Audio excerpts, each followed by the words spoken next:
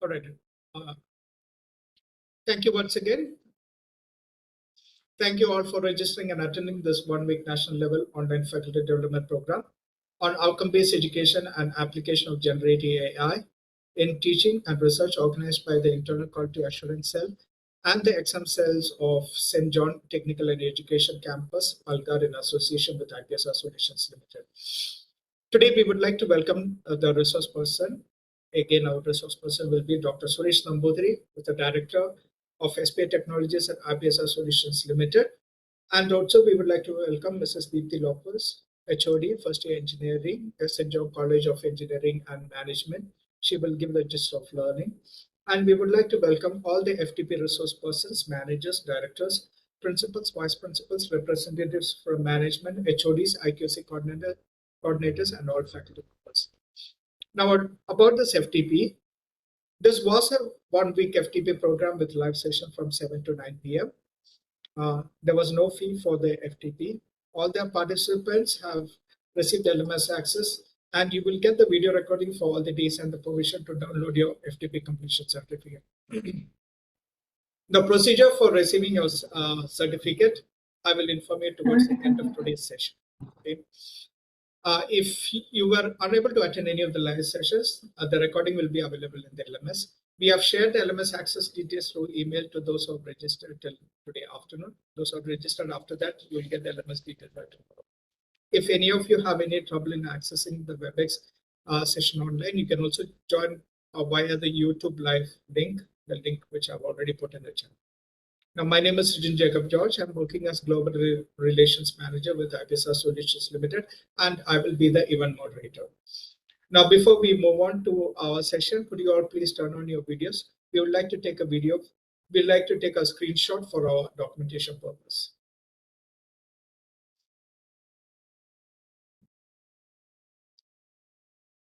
Yeah, just please keep your videos turned on for a few seconds, and then you can turn it off, okay, so that the bandwidth is not being consumed.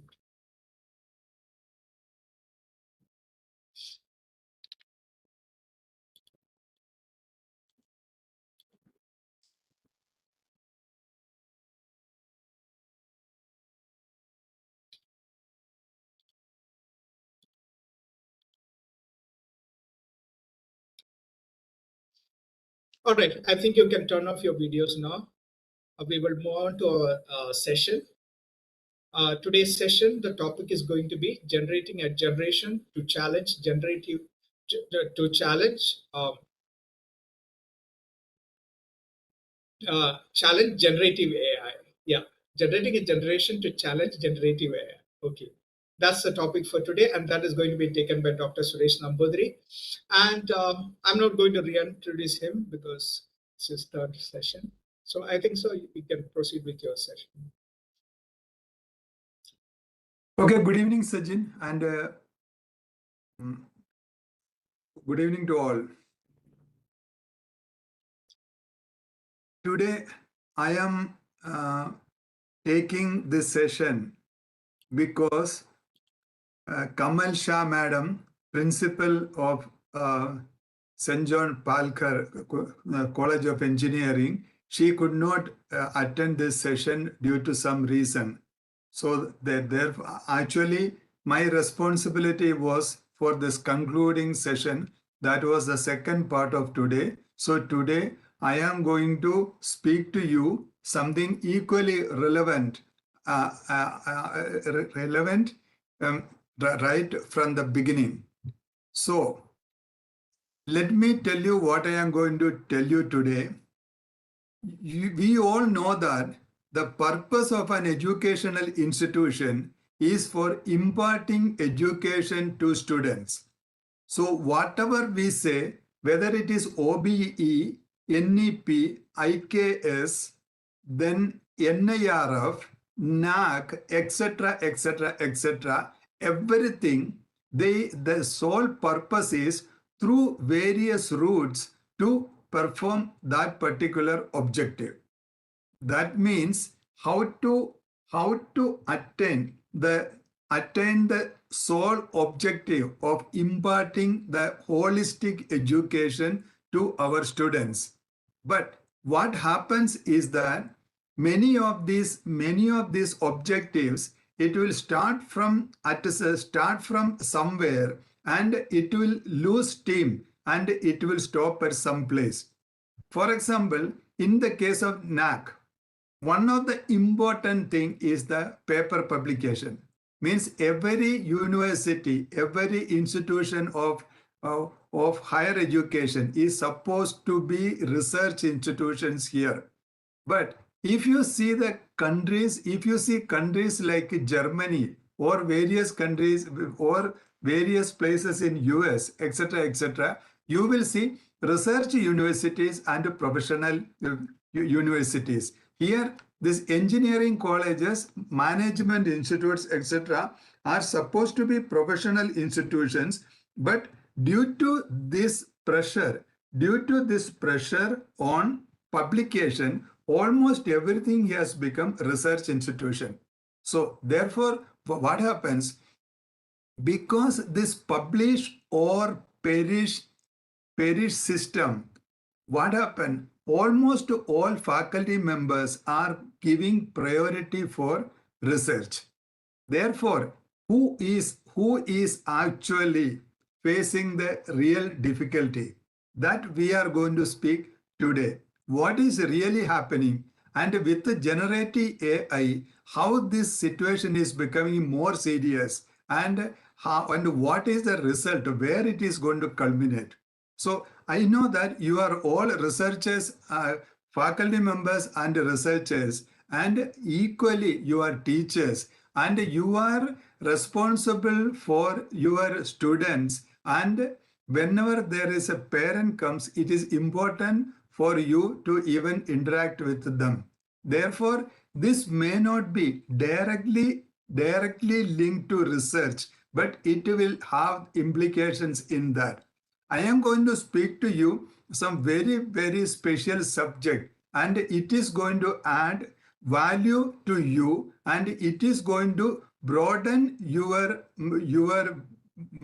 knowledge and wisdom about education and what is happening in campuses today. So let me start sharing my slide without any further delay. Just a minute.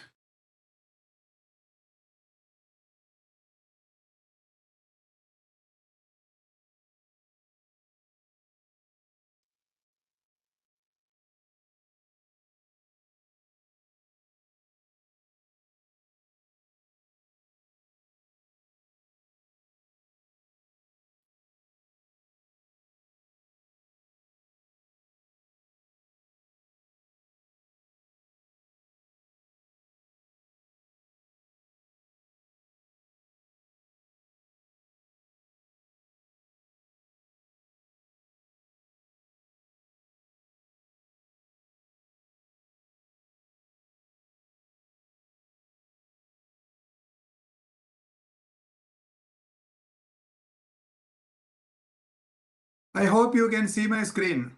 That blue screen with Yes. the Yeah, there's a blue. arrow. Okay. Yeah. There's Okay, a thank play you. button. Okay. So I am going to speak to you one very special subject today. This subject is generating a generation to challenge generative AI. This is what our responsibility now. Generating a generation to challenge generative AI. What is this? What is the sole purpose? I am going to tell you. It is our responsibility that the way in which generative AI is threatening. I told you in the last session, the day before yesterday's release of Gemini 3, we can hum a song. Generative AI is going to tell what is that song. So here the key thing is that the way in which generative AI is going to take away jobs, and it is actually making various type of humans irrelevant here. And how are we going to create a new generation? They can actually complement and challenge generative AI.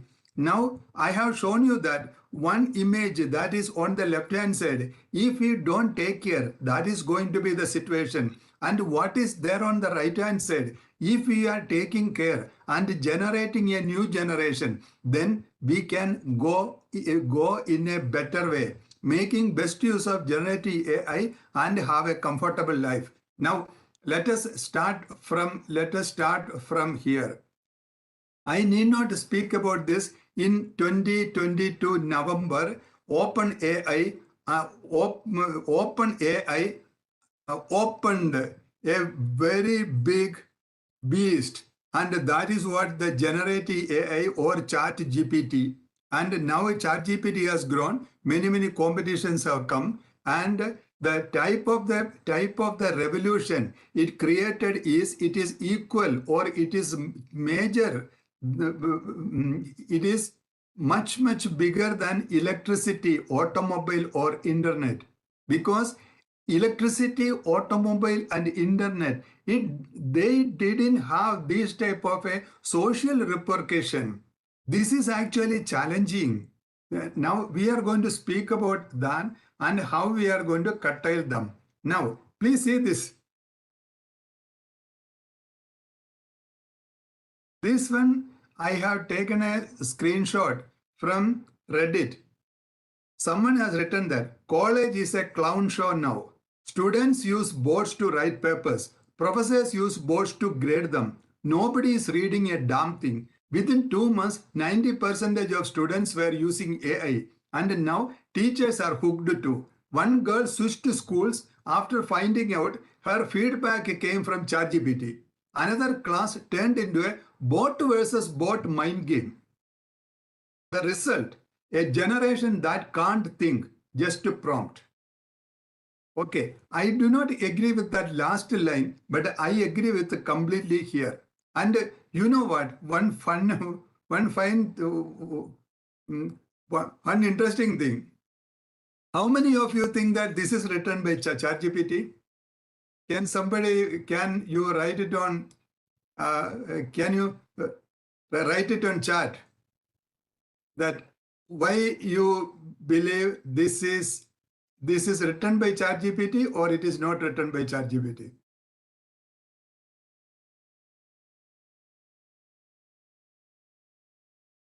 Can somebody say why it is? How you can say like that?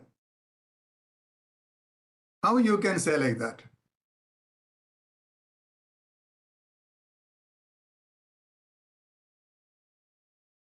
Yes, Jatin said that is what hyphen is this. Hyphen means it is M dash. It is called M dash.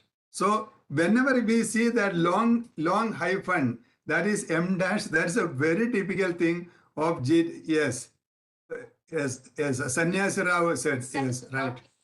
So this is also written by ChatGPT.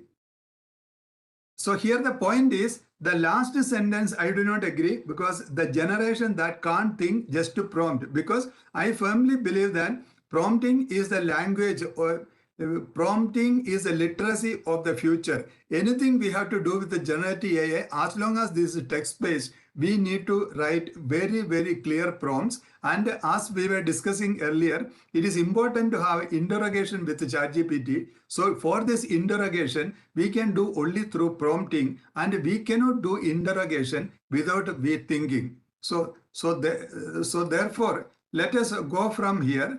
Now I am going to show you here one Indian Express article.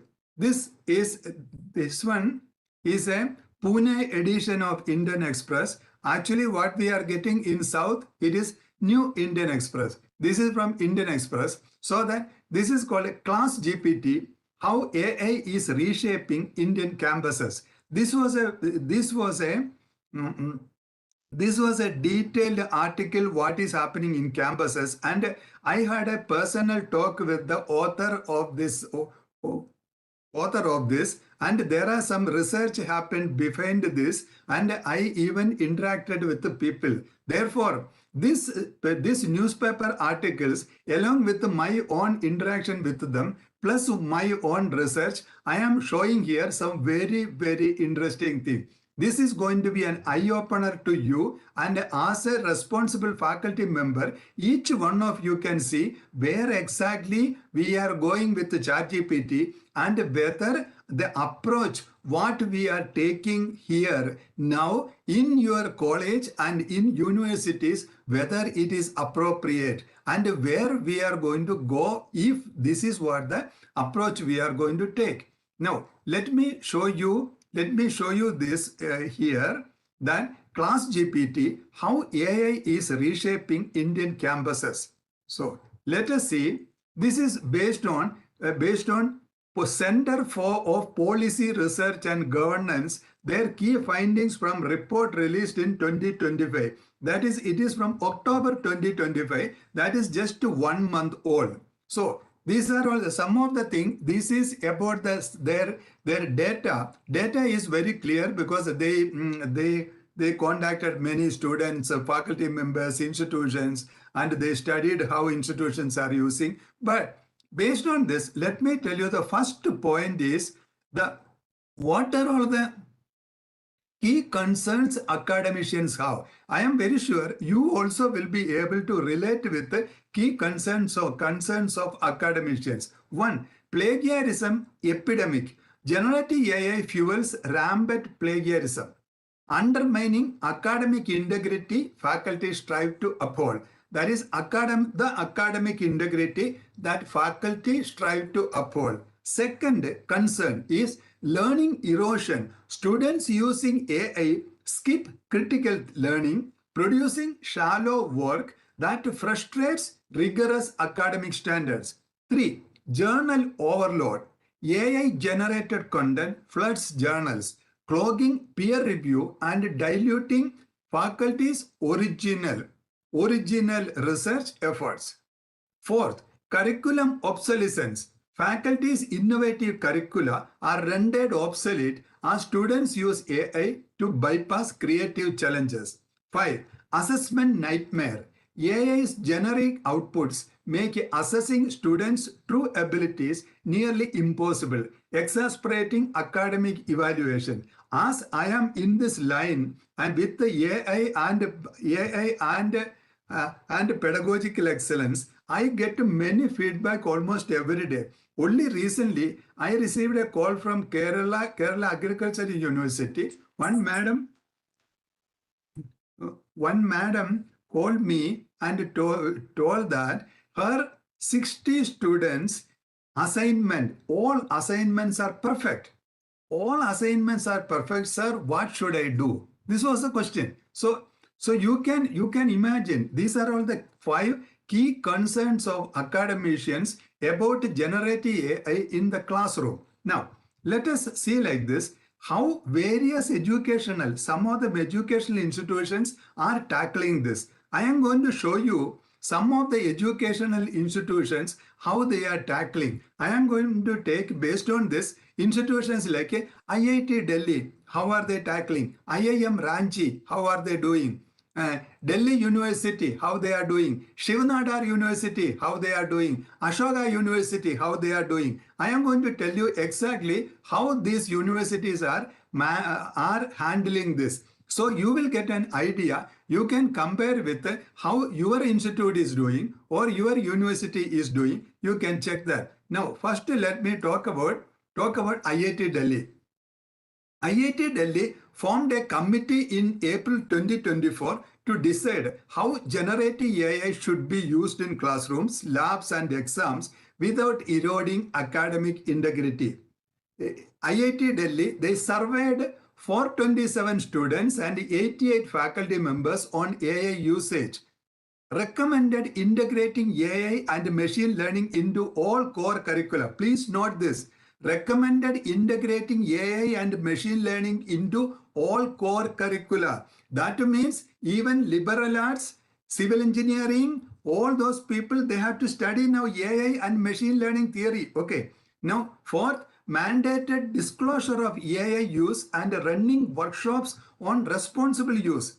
Then, proposed buying campus-wide premium licenses for equitable access. Why equitable access? The one should not be using ChatGPT free, other should not be while other using ChatGPT plus, so that there is a difference in rigor with the same prompt. It should not happen. So IIT Delhi says that proposed buying campus-wide premium license for equitable access. Then recommended rewriting plagiarism policies to reward honesty and punish submitting AI-generated work without meaningful personal input.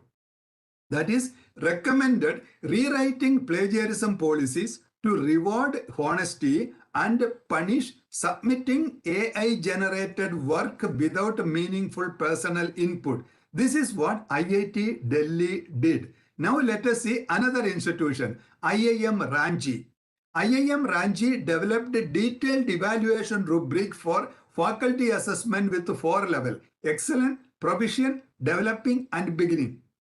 I repeat, develop detailed evaluation rubric for faculty assessment with 4 levels: excellent, proficient, developing, and beginning. Evaluates how well students integrate AI into problem solving. Now, let us see another one. Shiv Nadar University. You know that it belongs to Mr. Shiv Nadar. He is the founder and chairman of HCL Technologies. Very great man and great man. Great person. He founded this university, and see, in April 2025, officially moved away from blanket bans and reactive policies around AI. Means they stopped saying that don't use AI. Created a 5-level generative AI assessment scale framework determining AI usage permissions in different academic contexts. Now, scale ranges from level 1, prohibited, to level 5, responsible autonomy, where students can use generative AI with full disclosure. This is what Shiv Nadar University did. Now let us see Ashoka University. Building AI literacy into curriculum with the foundation courses teaching students how to ask better questions and assess credibility of responses. Philosophy department offers course on the ethics of AI. Redesigning assignments so students must show their thought process, not just give answers. See, I have got many data, but I am going to show you only from 4 or 5 because it is going to give you an eye-opener for you. Means with generative AI, how universities are handling, whether it is wise or whether it is unwise. Now, let me show you next. Let me go next. Now, we saw that what are the concerns of academicians? What are the concerns? Now, come to the reality, to the ground. What are the key concerns of parents, students, and society? What are the key concerns of parents, students, and society? Point number 1, AI's mind-mimicking threat. AI's mind-mimicking threat. Generative AI's ability to perform complex tasks like sentiment analysis and discretionary decision-making outstrips earlier automation confined to rule-based repetitive work. I started working on artificial intelligence in 90s, mid-90s. I started working on automation and robotics in the end of 80s. Maybe many of you would not have even born at that time. I started working on robotics and earlier robotics and automation at that time. And I want to tell you that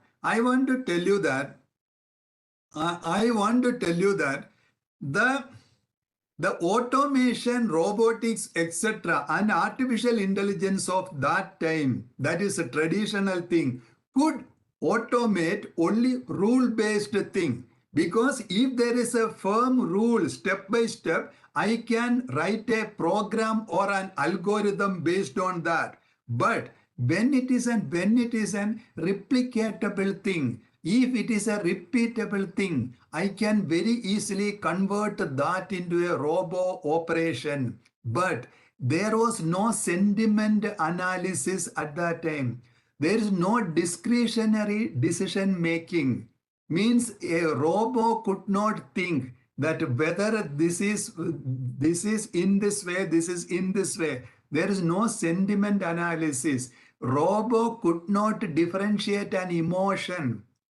Robo could not take a discretionary decision. Oh, that boy is more hungry, so I give more food to him. That type of a thinking Robo never had. But a Robo with generative AI will have that.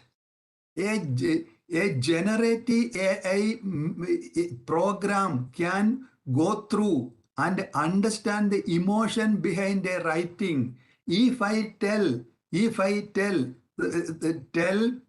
uh, so many positive thing, but in a, no, so many negative thing, so many positive thing, but if the end result is a negative, a robo or a sentiment analysis software with generative AI can find out this person said the many positive thing, but the end result what is there, it is negative. This type of discretionary ability chart the generative AI has got. Therefore, AI has got a mind mimicking ability. This is going to take away almost the entire job on Bloom's taxonomy's cognitive domain. Entire jobs on Bloom's taxonomy's cognitive domain. You take remembering, understanding, applying, analyzing, evaluating, to some extent creating if it is only cognitive. If it is only a cognitive creation, means it is only a mental. If it is only a mental creation thing, then it is already that job is taken away. This is the first threat, first concern parents, students, and society has got. Second threat is AI's any knowledge retrieval. LLM can ingest and reproduce any documented human expertise. Please understand, any documented human expertise. For example, if you are keeping your phone near to your bed in the bedroom, and what are the things happened in the night in the bedroom, this phone is recording and it is saved at some place, and even that is available as a trained data for somebody. Then you just imagine this particular point. Now there is an election happening in various places, especially Kerala state. If somebody has written a graffiti on the wall, if a person has taken a photograph of that and put it as a Google image or on Instagram, even that also is becoming a training data. It is also a knowledge data. That also will become part of a trained data, and that is also available. So this also will become part of a knowledge retrieval. Ultimately, what is happening, we are dealing with a giant that has got almost every knowledge so far in the world. So that is what AI is, any knowledge retrieval. What happens, what is the real thing is that many of us are surviving because this knowledge is available only with so and so. And if that knowledge has to be acquired, one has to do this thing. So we used to get that value. So with this, I will tell you one classic example. See, there are so much of taxation laws. It is very difficult to understand for non-finance people. But you upload that taxation entire book to ChatGPT or any of the LLM, and you start asking, my situation is like this. I have got this much income. I didn't do this much this time. This is the what should I do? It will immediately give a customized response to you. Earlier, this was a tax consultant's job, and he used to charge 1,000 rupees from you only for that 15 minutes interaction. Now, what that tax consultant is going to do? This is a type of the thing. AI is any knowledge retrieval. Third thing is custom scalability of AI. This is another dangerous thing, or this is another benefit for us. When I speak about this custom scalability, suppose I read that NASA did this thing for that rocket technology. I can copy that technology, put it into ChatGPT and say that I have got a kitchen like this. I do things like this. No, now extract the real insight of that technology and superimpose, juxtaposition that particular thing on my kitchen activity and tell that how it can be improved. This is what exactly ChatGPT generative AI is very good. Understanding something from somewhere and taking extra, you please remember this phrase, extracting the insight. You take anything you upload and you tell ChatGPT to extract the insight and give me, it will give. Then you tell that extract the insight and put it on some other process, how that process can be improved. It is going to do that. Now, fourth, education obsolescence crisis. Sometime back, one vice chancellor was telling me, we change the syllabus every 2 years. Now, it is not possible because 2 years we only calculate in the form of academic year. But when these type of information are getting updated with the LLM almost every day, students, parents and everyone, society, everybody will come to know that this is what the latest, but that college is not teaching that. Now, education's obsolescence crisis.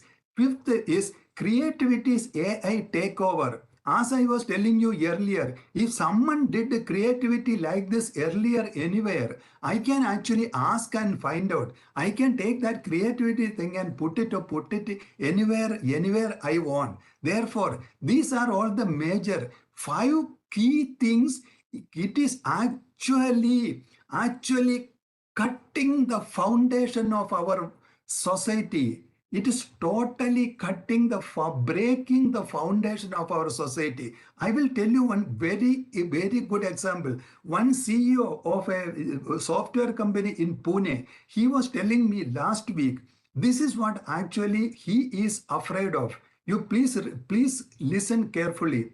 He says that now the latest version of this Gemini, ChatGPT, etc., code interpreter, etc., they can write a code with 97% accuracy. Now, what they require, what a software company requires is some 2-3 people really understand the requirement of the customer, and two, three architects to make it that requirement to really in an architect form. Another 1 or 2 people to make it into modules and where the coding is required. And then they require only 10 to 15 people just to write to code, then few people for integration. That means a 3,000 people company will become 100% company. And when it is becoming 100% company, then there is a very big another danger. This person is speaking, the CEO is telling that in Pune, there are more than 30,000 to 40,000 flats only in that Hinjwadi area are purchased by IT people paying EMI. If these people lose job, they will just abandon the flat and go. Who will pay the EMI? And then banks, what they will do? Will they collapse? Or whether the taxpayer has to give them money. This is a serious issue. Another serious issue is if the 3,000 employee company is becoming 100 employees, then the US and European these clients will tell that now we don't need you, because 3,000 people company is very difficult to run in US. 100 people company I can run there. I will do it there. So these type of very big. I can speak one day regarding this, because that is a type of the interaction I have. When such a thing happening, what are we going to do? So this is when we are speaking about this. Please understand where the key concern of academicians stand. Where the concern of academician, that means exactly what is really happening is inadequacy exposed, how university responses crumble against AI's real threat. I hope you are getting the seriousness of this. Whatever universities say, institutions say, that is only from the paper publication and examination point of view. But really what is happening in the society, the real threat is a very, very different thing. This is a very, very different thing. So this is what I wanted to show you here. AI is coming as a very big wave, and we are only putting here something like teaching AI and ML to all, disclosure of AI use, rewriting plagiarism policies, new rubric, reward honesty. This is what actually our responses.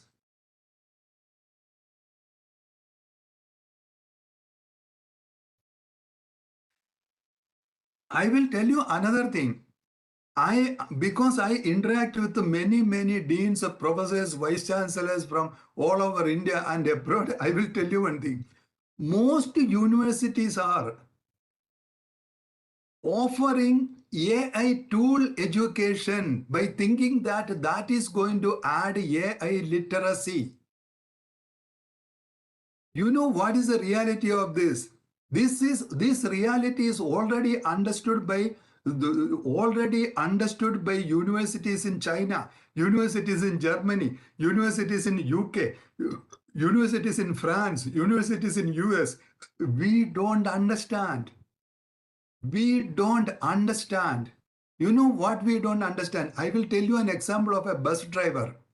Suppose there is a bus driver, we are teaching that bus driver AI tool for, this is the AI tool for GPS. This is the AI tool for managing a crowded street. This is the AI tool for dealing with your passengers. This is the AI tool for making sure checking the bus is clean. Then the situation is the bus has become driverless. When bus itself has become driverless, what is the meaning of teaching this all AI tools to that driver? Similarly, what is happening here in this MBA program? You know what? Here in Pune, there is a private university. That university's 85% of courses are only with the MBA. Only MBA, management program. They are also doing the same. If there is a problem with this MBA admission, because whatever they teach in MBA, it will vanish with the AI tool. Because if an AI tool can be taught to a student, if student can use that AI tool for automating something, then that employer can make it as an AI agent.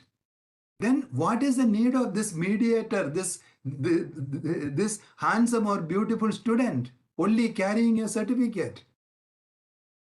The major difference between the earlier technologies and generative AI is, if there was a .NET, by studying .NET, you could become better in .NET. But in the case of generative AI, by studying generative AI is not going to make you better in generative AI. Means when you are studying something to use it, immediately that usage itself become obsolete. When people do not understand this and then still teaching AI tools in educational institutions, then actually we are digging our own graves. Now, what is the solution? I am going to speak about that. See, the mismatch between AI threat and university responses. The Indian Express report and other ground level surveys research reveal institutional responses that are not merely inadequate, they are dangerously naive. when measured against the actual threat posed by generative AI, while universities deploy band-aid solutions like a disclosure requirement and plagiarism detection, they remain oblivious to the fundamental nature of AI's assault on human expertise and employability. Here, people are killing each other. People are going any level below to get a job.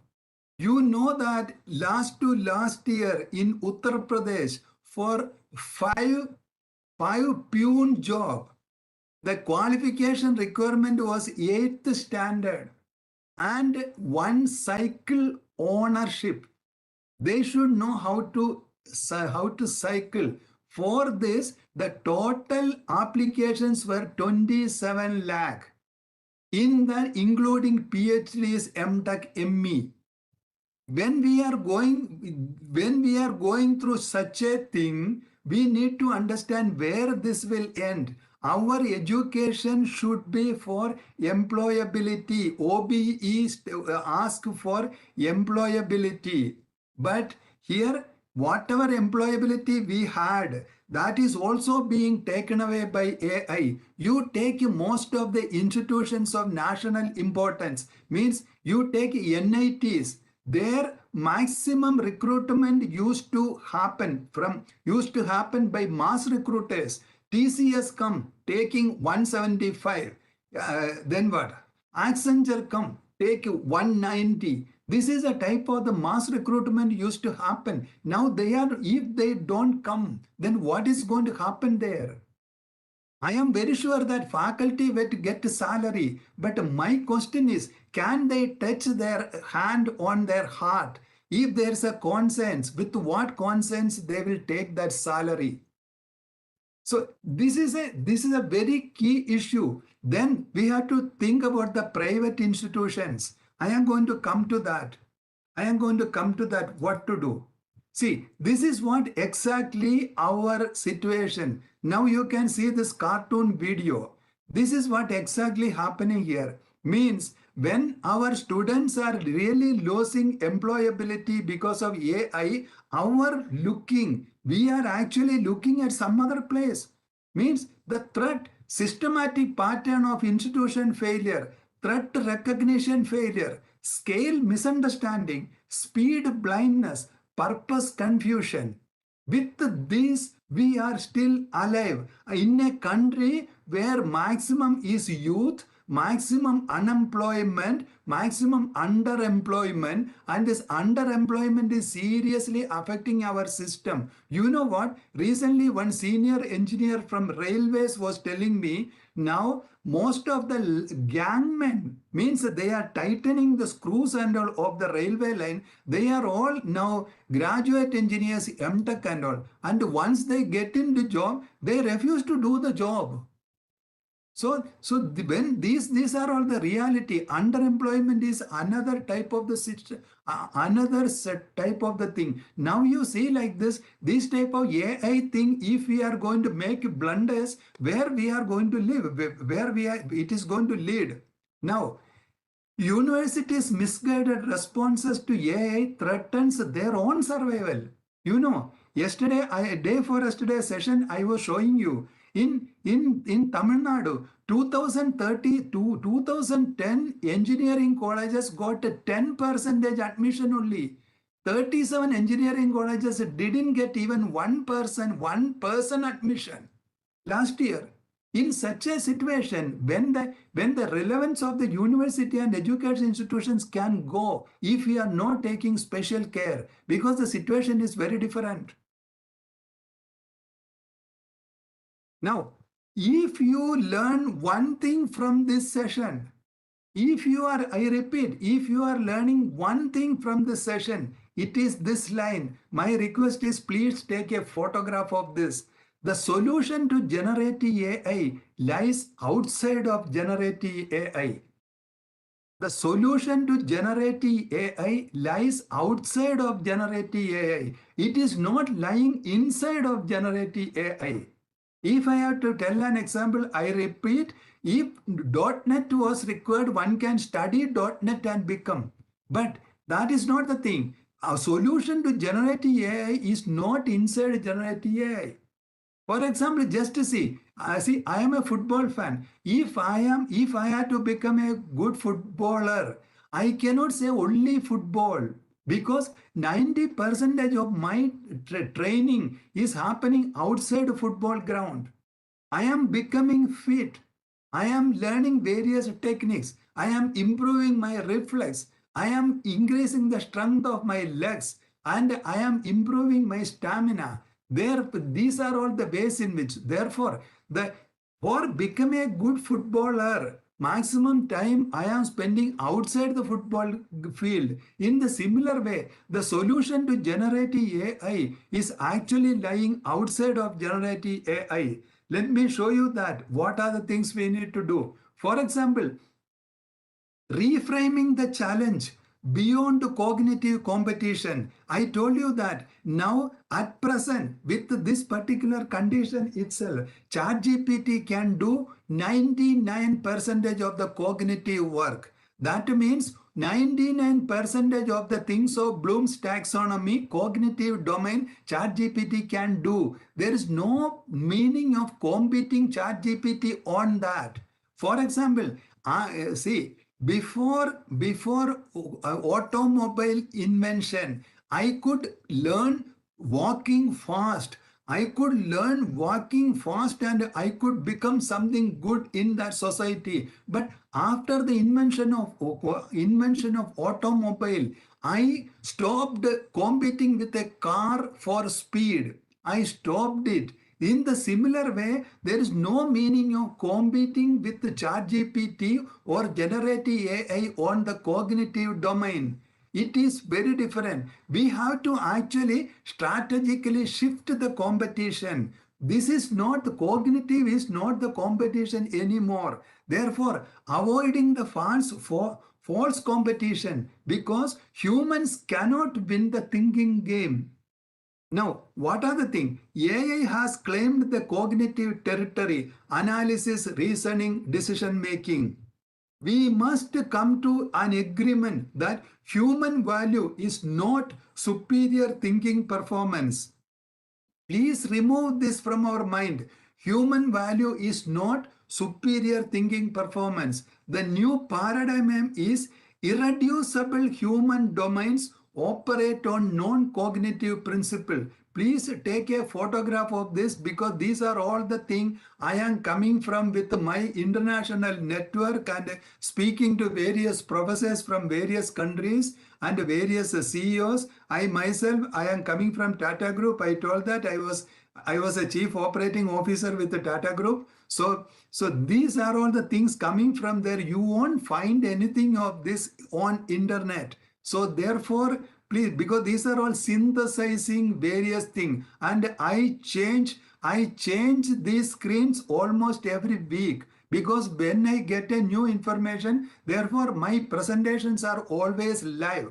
My presentations are always live. If you see my same session next week, slides will not be same. Slides will not be same. Therefore, new paradigm is irreducible. What is irreducible? Irreducible means we are bringing to the basic.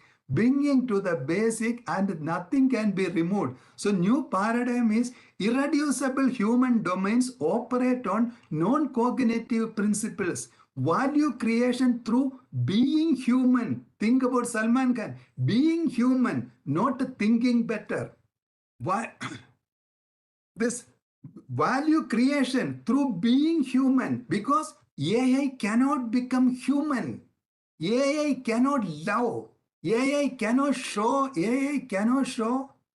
affection. AI cannot put the hand around a person's shoulder.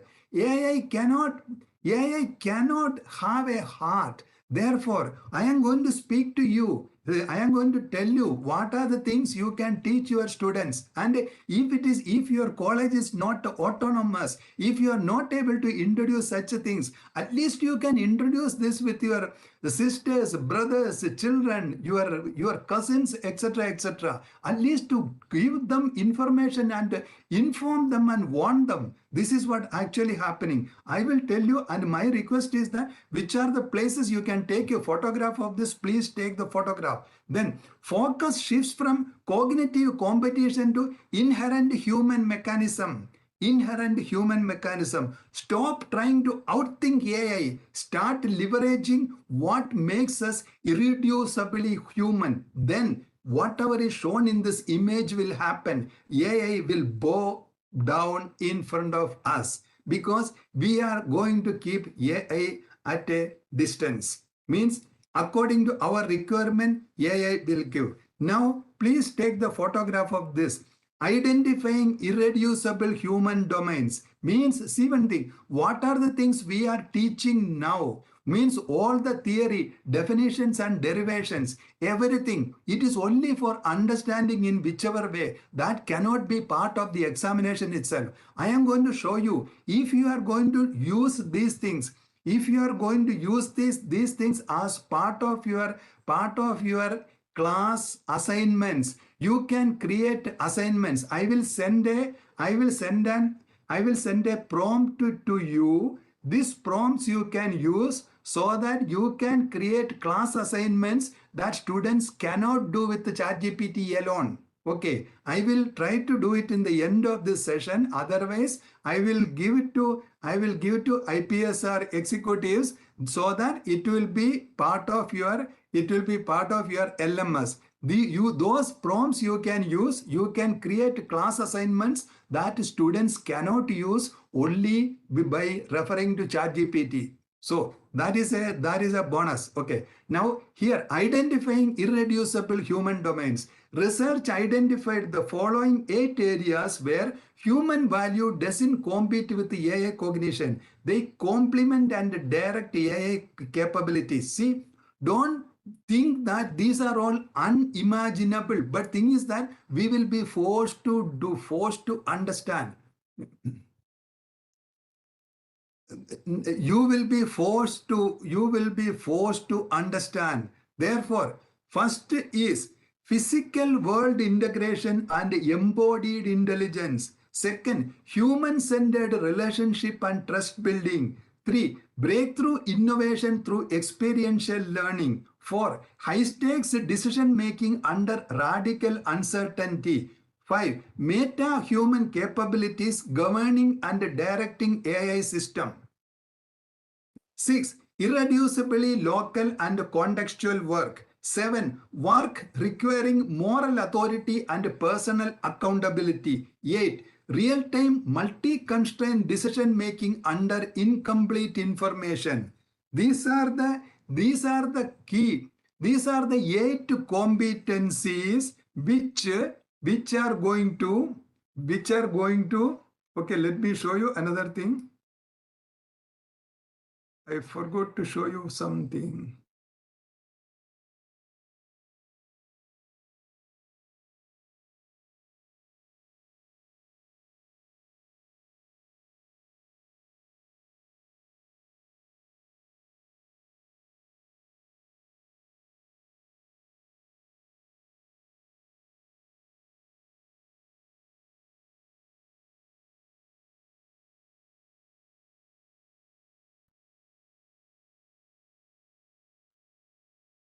Actually, this is a long explanation. It is going to take so much of time, but I will tell you the gist of it because this I normally take this.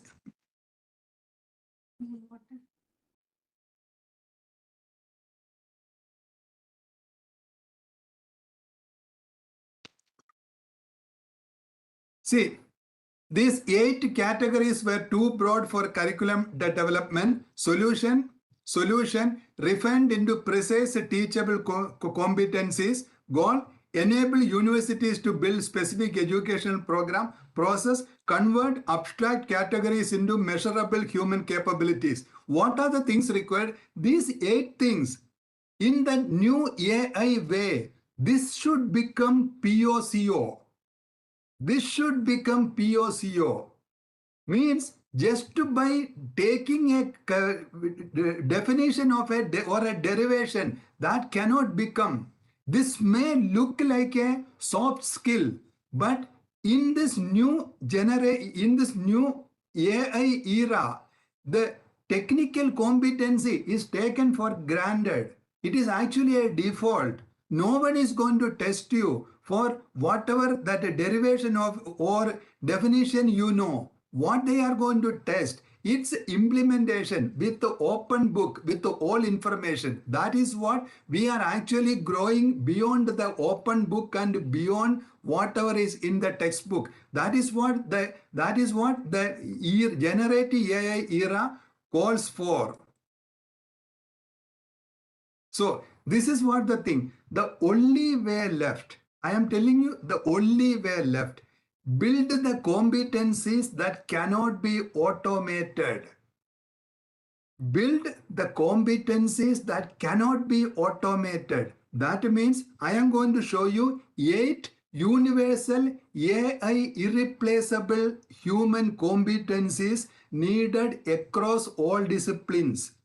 Whether you are teaching Hindi, biology, IT, mechanical, chemical, political science, commerce, or medicine, or dental, whether you are teaching anything, these 8 universal AI irreplaceable human competencies are needed.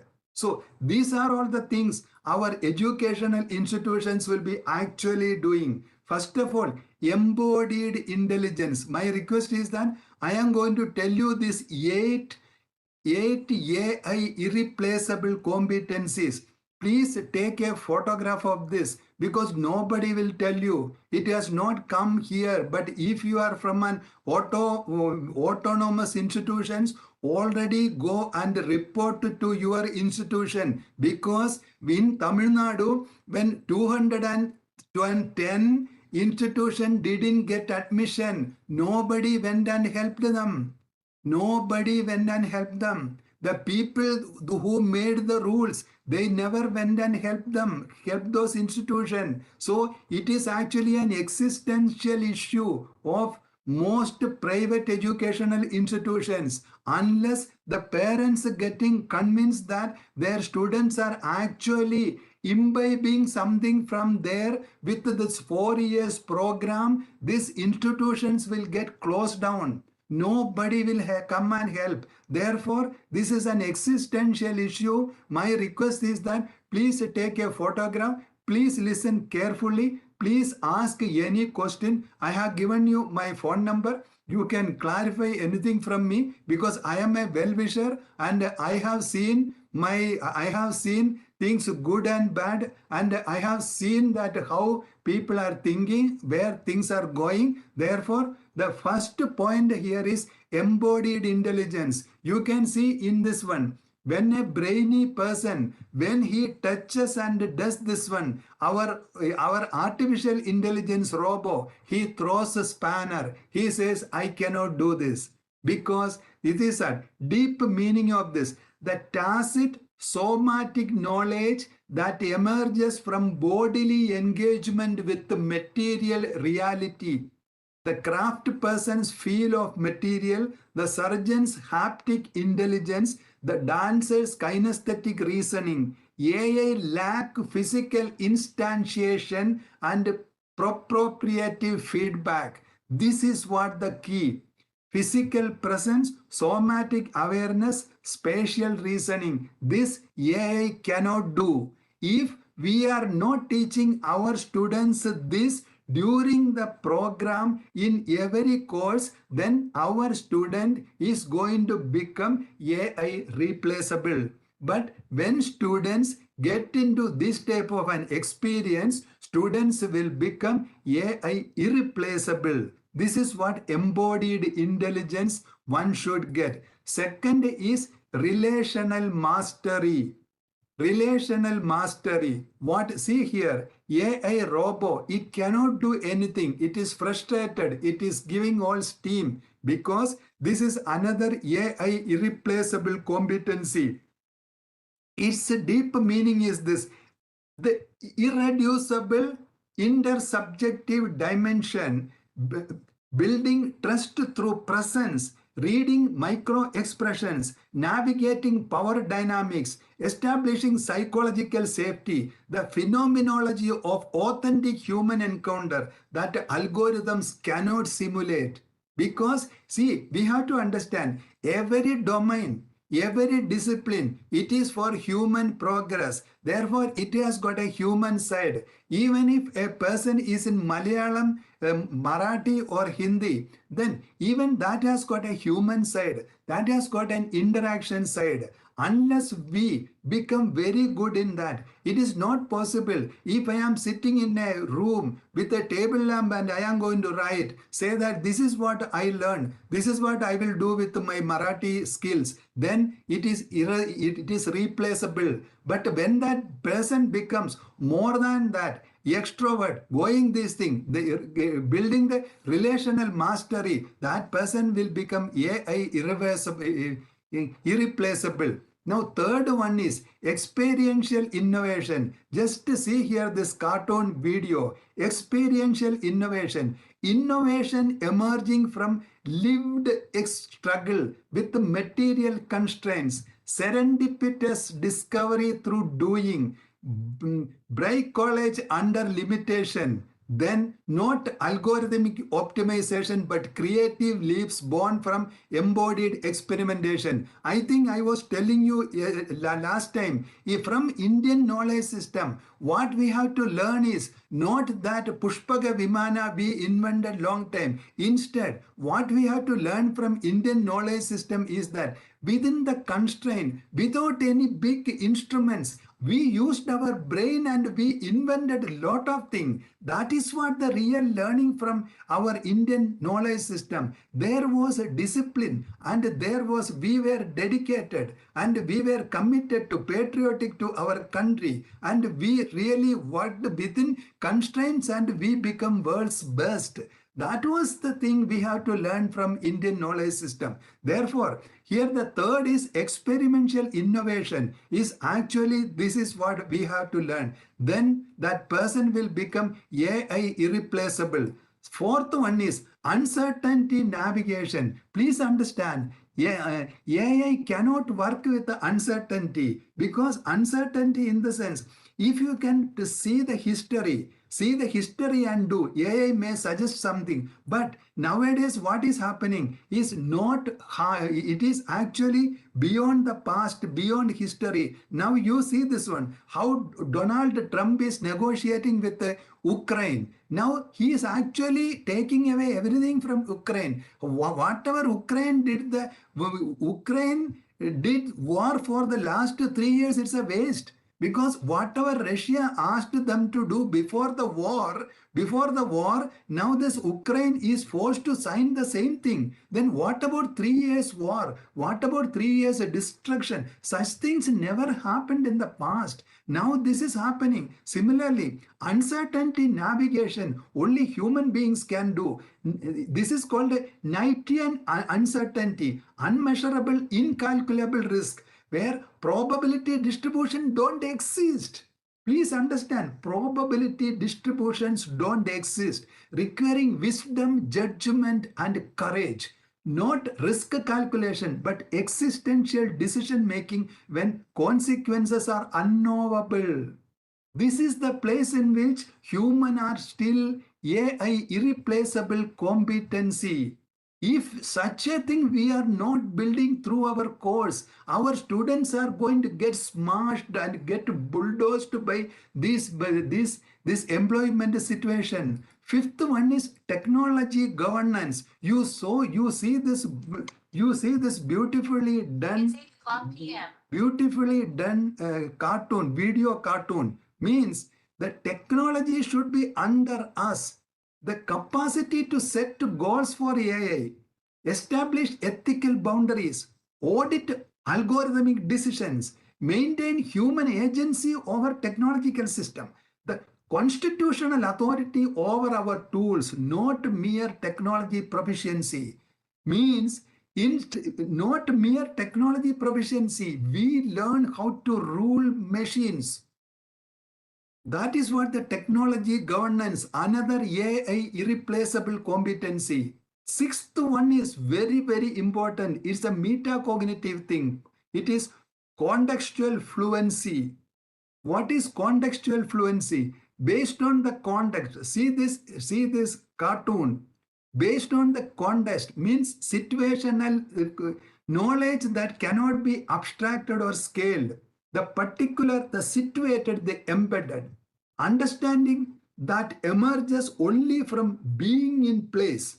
If I am in Palkar, I should have a knowledge of Palkar that AI may not have.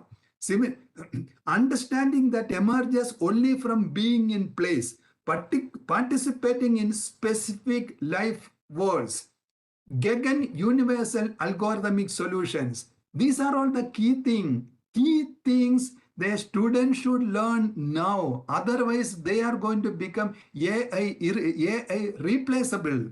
Then moral leadership. AI doesn't have moral. Unless somebody put a rule or a filter in the last stage of the image generation, then that is a rule. But that is not the moral leadership. What is the deep meaning of that?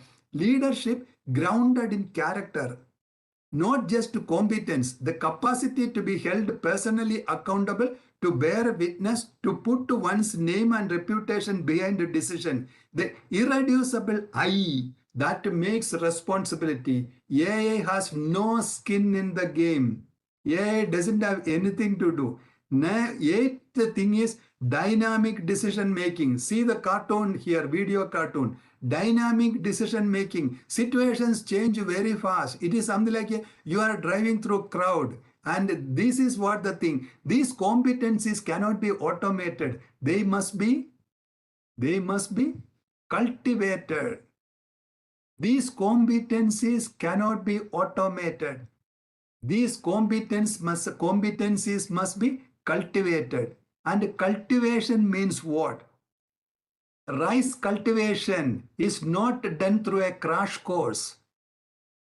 Rice cultivation is not done through a crash course.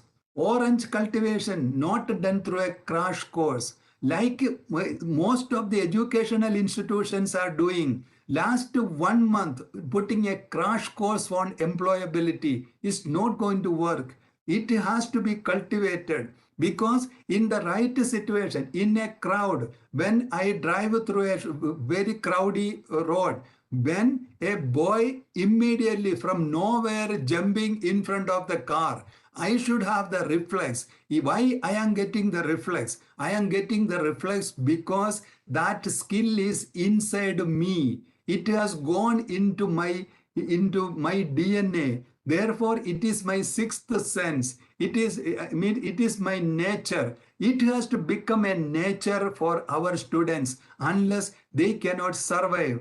They cannot survive because when I speak to people, I realize that any job you say, there is an automation for that now. But what are the things, these 8 things, whatever I said, whatever I have shown you here, there is no competition for this. Now, I am going to tell you 3 things which are the key things for building those 8 skills. Those 8 AI irreplaceable thing. For that, I have shown you thing. First thing is the cognitive lift. I am going to tell you 3 parts. One is Bloom's taxonomy is cognitive, and here what are the things to be done. First thing is the cognitive lift. I have shown you the previous first day's session. One is literacy for constructing insight. Second thing is critical and creative thinking. Third thing is idea exposure and worldview. This is the very, very fundamental thing. This is what called cognitive lift. Means you are going to elevate your students from the lower level to the higher level. This is what first thing an educational institution should do. And now, and this you have seen how this cognitive lift happening through the revised Bloom's taxonomy. These are the three things. Now I am coming to the second point. You have seen that Bloom's taxonomy for the AI era. That is, we have to use 3H: head, heart, and hand. Because whole human, we were speaking about for countering AI, what is required is whole human. In this whole human, there is not head alone, there is not heart alone, it is not hand alone. If I am only using hand, I become a gunda. If I am using only heart, I become too sentimental and not able to live. If I am using if I am using only head, I become very insensitive person, and and I will become unlovable, unlivable. Okay, so that here Bloom's taxonomy for AI era, it is a combination of cognitive, affective, and psychomotor. You have seen that 16 step, and you have seen that the learning, education happening at a receive of affective and ending at a naturalization of psychomotor. And the cognitive thing, it is a green room work in the back, and this is what ultimately, this is what we have to implement in colleges. Now, the third one is applied critical thinking framework. I have shown you yesterday while speaking about research that what is that applied critical thinking framework. This is the framework and how we made it. How we made it for research. Therefore, this is what the third thing which is to be done, which is to be incorporated. Now the main thing is the need of the hour. The need of the hour. Readily implementable tools. We need readily implementable tools that combine cognitive lift, learning progression through the three domains of Bloom's taxonomy, and critical and creative thinking framework. My request is that please understand, if necessary, take a photograph. I think it has gone to something. I will come back again. This is what the need of the hour. These three things, that is cognitive lift, learning progression through three domains of Bloom's taxonomy, and critical and creative thinking framework. Unless we do this, we are going to face a severe problem. It's an existential threat, and nobody is going to help. Nobody is going to help. Whoever they are. Volume, I will directly.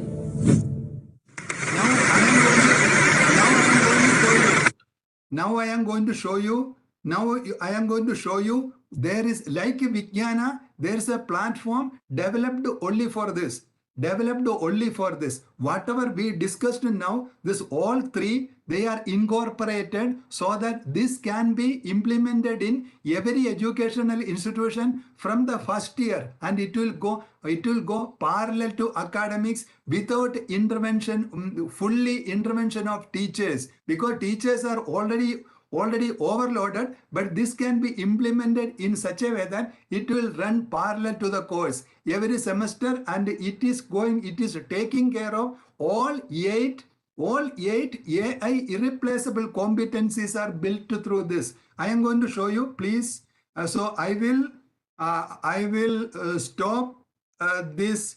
I am going to show you that, like I have shown Vijnana yesterday. So I am going to stop this presentation for a while. So if you need, you can take a break. Otherwise, anyway, I am going to take maximum 2 to 3 minutes because I have to open that particular software.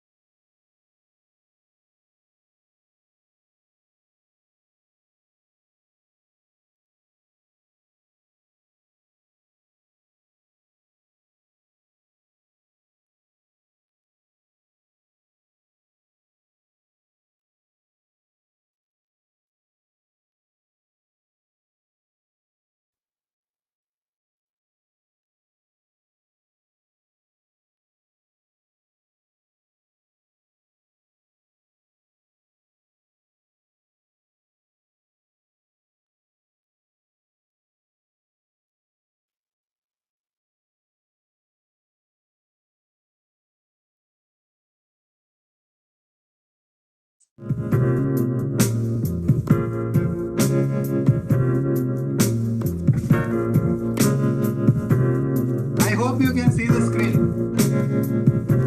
Please tell yes or no.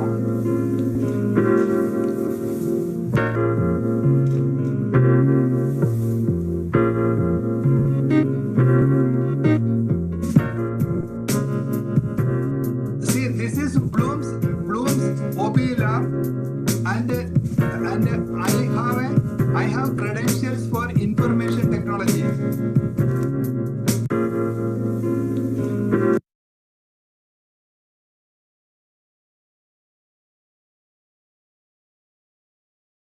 Please note, this Bloom's OB lab is for almost every discipline.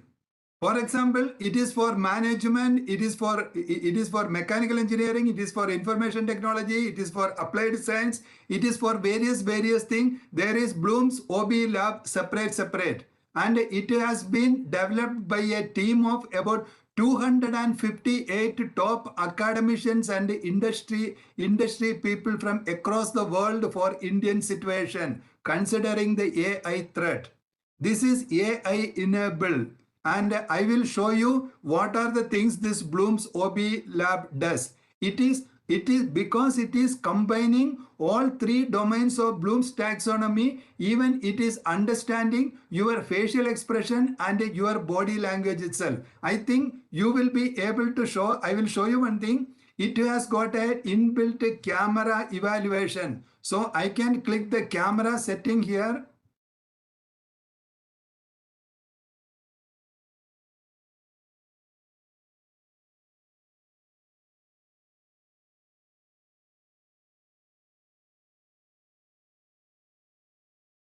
See, I have not shown you with the camera because because my WebEx, that is a camera in which you are seeing me, that will be taken over by Bloom's OB Labs camera, because there is only one camera. Therefore I cannot show. Otherwise, this has got a one by one. I am going to show you what this Bloom's OB Lab does. Then you will come to know what are the things. So here the first thing, you will see three columns here. First is language proficiency to attain higher levels of Bloom's taxonomy. You have seen that something called cognitive lift. What is required is that for cognitive lift, what is required is that, as I was telling you yesterday, language is the vitamin D of learning. Language is the vitamin D of learning. Unless vitamin D is there in our body, even whatever food we take, it will not get digested.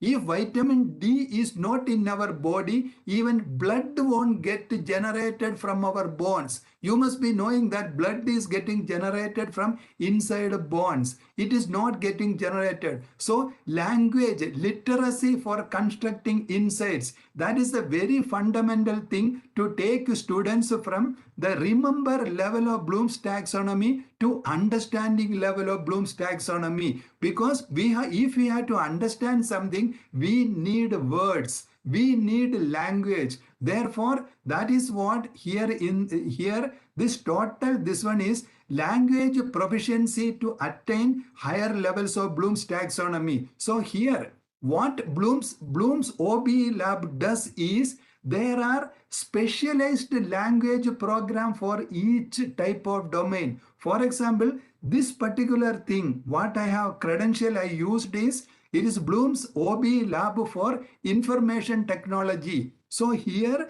we have got a specialized language program called Smart English through Technology and Science. High school English to GRE GMAT level of English explained only through the stories, anecdotes, jokes, incidents, everything related to technology and the science behind it. Therefore, learning grammar is not a dry thing. It is actually improve their abilities, and it is going to add value to their education. Unless they have this, so therefore Bloom's OBE lab, Bloom's taxonomy, this is a Bloom's OBE lab. Unless students have that type of a vitamin D in them, whatever teaching you do, they will only look at you, stare at you, they go and they will do something, they are not going to learn anything. This is one of the fundamental mistake we have in our educational system. Therefore, we strongly recommend this to have in the first year of every course.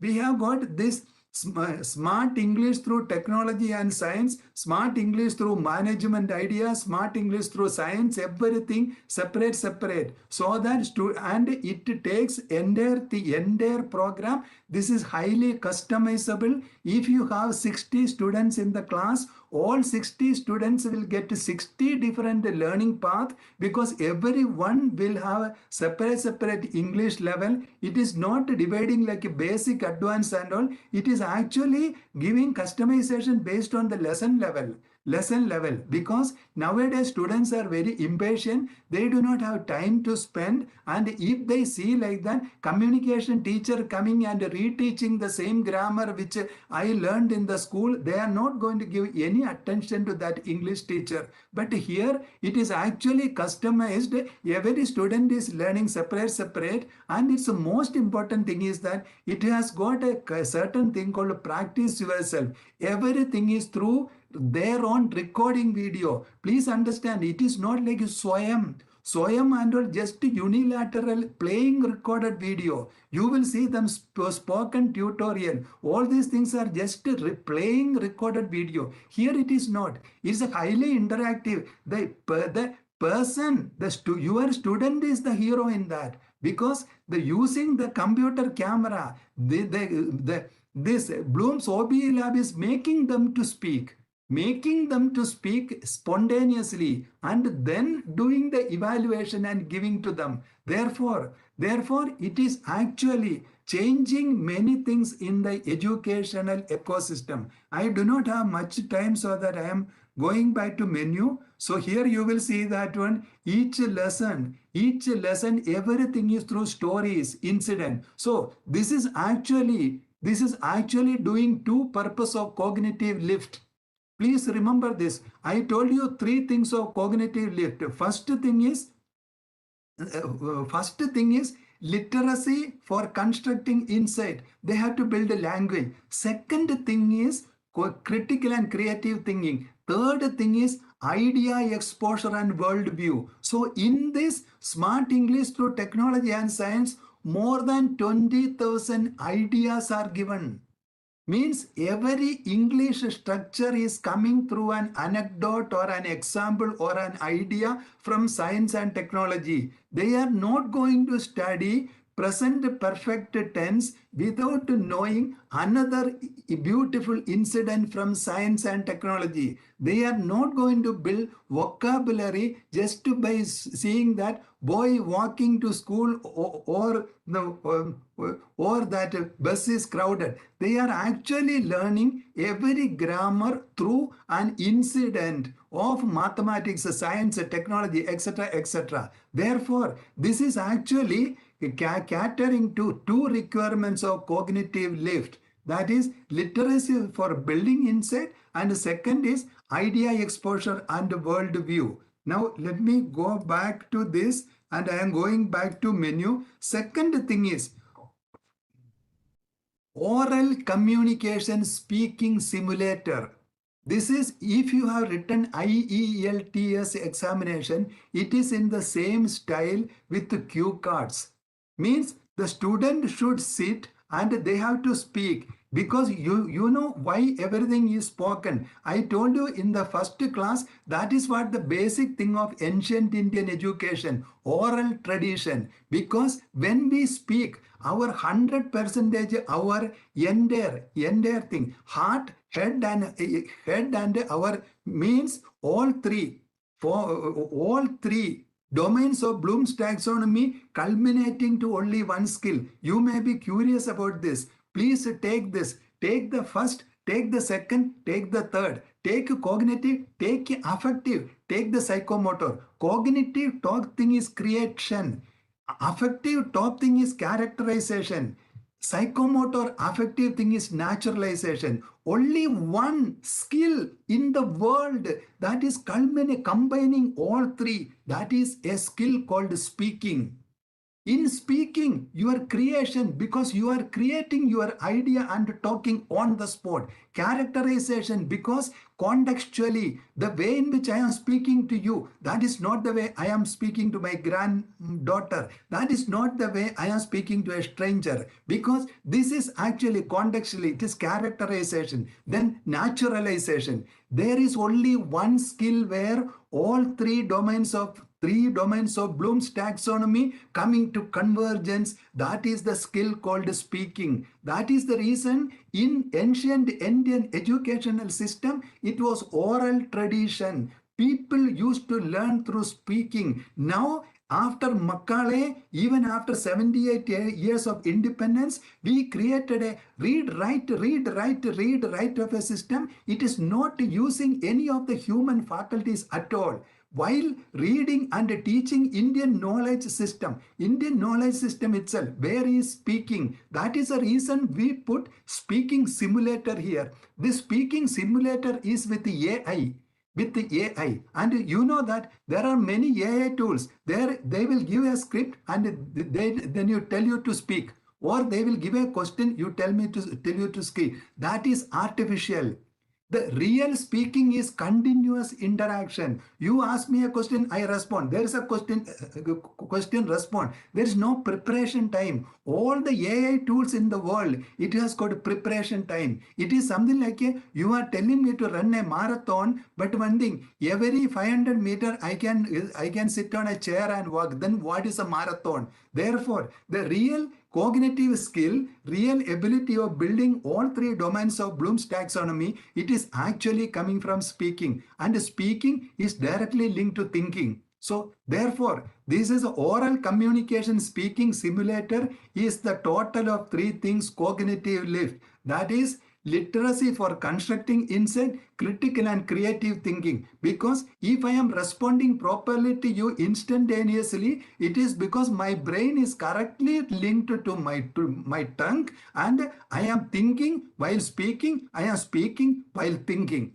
Therefore, this is what the basic and most important ability one can build in one's student. I am so sad because I was a general manager, I was a vice president, I was a chief operating officer, and when I speak, this new students coming to us, but the way in which they speak, it is means they are not responding anything. The education institutions don't understand that by building speaking ability, they are actually building all three domains of Bloom's taxonomy. Okay, now the fourth the next one in this language one is formulating and asking question. You know what? From industry, from academics, let me tell you, even research scholars, the most difficult thing is they don't understand, they can't ask a question. They cannot formulate question. There are many cognitive processes before we ask a question. Therefore, critical thinking and creative thinking is one among them. Language formulation is one among them. Therefore, in Bloom's OB lab, one specific thing we kept is formulating and asking question. Means it really all are interactive program. Because we have got less time, I will first explain everything and I will show you some of the key things in this. So this was the first column, that is language proficiency to attain higher levels of Bloom's taxonomy. Now I am taking you to the second column. It is technical and professional competencies that ensure program outcomes. What are program outcomes? Then there are some descriptors. Ultimate objective is that our students should attain graduate attributes. For attaining graduate attributes, program outcome, then course outcome, everything is actually built down. So the second column is specifically for that. Professional interview and Viva voce simulator and reviewer. For your information, Bloom's OB lab has got a world's first and only professional Viva voce and interview simulator. In the sense, if you are teaching mechanical engineering and if there are 52 subjects in mechanical engineering, this is following that syllabus. From the drop down menu, you select which are all the from areas you want to enter into Viva voce examination. You select that, and Bloom's OB lab has got world's largest repository of interview questions recorded in video, more than 2 lakh. More than 2 lakh. So based on the real situation, Bloom's OB lab, based on this, it pulls the question and asks it to student. Immediately camera is on. Student should start speaking. Then once the response is over, the next question come. Entire ambiguity of a Viva voce examination is inbuilt into this. In the sense, nobody knows how many questions. Nobody knows what type of questions are going to come. Therefore, the student is actually on his or her toes. Then in the end, they will get a completely AI evaluated report with advices. It is not that whether your answer is correct or not. It is actually coming from their own answer correcting. This is the way you have to speak. This is the way you have to improve. Do you know one of the very important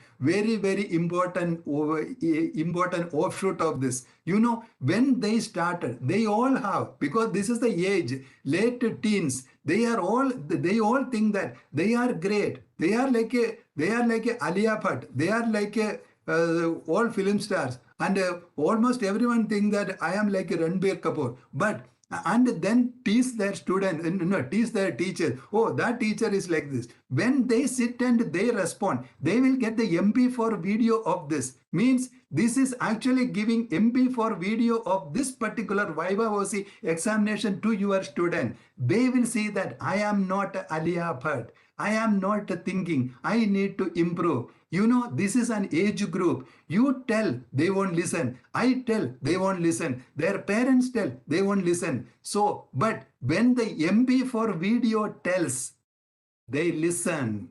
That is what the spontaneous interaction which is going to really change the total culture and environment of the educational institution itself. At least once in a month, a student should undergo a viva voce examination type thing on Bloom's OBE lab. Now, second thing here is professional competency test. Means professional competencies are not built in the last minute. It has got a total competencies expected in every student. So this professional all competency test, I will show you here. It has got a gate level competency test, mathematical modeling test, science engineering habits of mind. You know what is this habits of mind? This is what one area where engineering education fails in India, because we are not teaching them what are engineering habits of mind. It means it is to be taught in the first year itself, engineering habits of mind. I understand that one dean of a first year is also sitting here. Actually, she needs to understand this.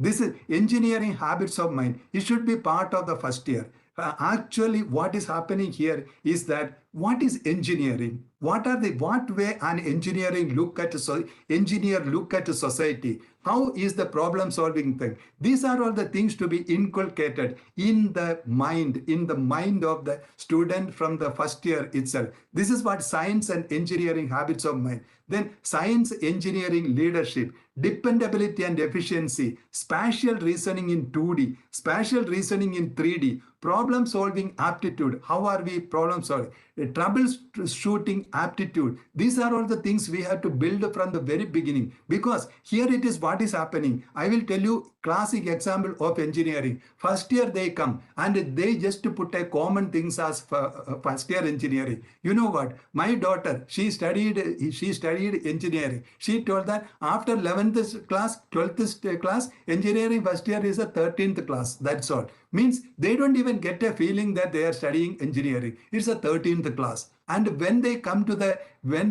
second year of engineering, third semester and fourth semester, what are they going to do? The fundas of some other thing. Engineering people will study some fluid mechanics or strength of materials or mechanics or something called engineering mechanics. These are all extension of whatever that is. So the second year also gone. Then in the third year, they will start with some other thing. And by sixth semester, they say that it is a time for internship. That my question is that within this 1 year, what is the magic? Or within this 1.5 year, what is there for transform students? This is what actually the tragedy. And my thing is that even autonomous institutions are not cared about this.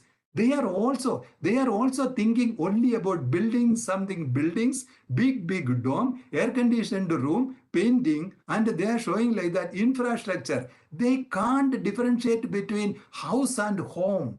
House plus love is equal to home. So there is something which is actually underlying thing, invisible thing in the college, and that is what actually building the college. Why Stanford University is Stanford? Why Oxford is Oxford? See one thing, Oxford University's entire facility, even anybody, at least I will tell you, I am sitting from Pune and speaking to you. I am very sure that at least 10 rich people will be here in Pune. They can replicate the Oxford University here, but they cannot build the life of the Oxford University. Actually, that is the key thing. How to build. That is what we need to build that one. That is the reason I have given you these 3 important things.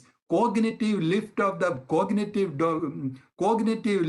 in the cognitive domain of Bloom's taxonomy. Second is that Bloom's taxonomy for the AI era. Third thing is that critical thinking framework. When we are putting these things into that college building, you will start getting life. Means people will start speaking about something very different. So these are all the things from there. I am going back. Then here it is critical and creative thinking for information technology. Let me show you here. Critical and creative thinking for information technology. This is the most important thing. That is the second thing of cognitive lift of Bloom's taxonomy cognitive domain. Critical and creative thinking.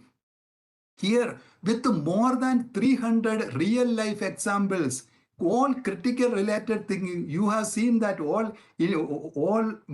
question means intellectual standards, elements of reasoning, intellectual traits, All these things are applied here for information technology. Similarly, it is applied for mechanical engineering, applied for telecommunication engineering, applied for civil engineering. Everything is applied separately in this way. The need to, everything is highly interactive. I could not open these screens because I am afraid we don't have time. See one thing, each one when I open, you all are interactive 1. How to benefit from your information all are interactive software. Students will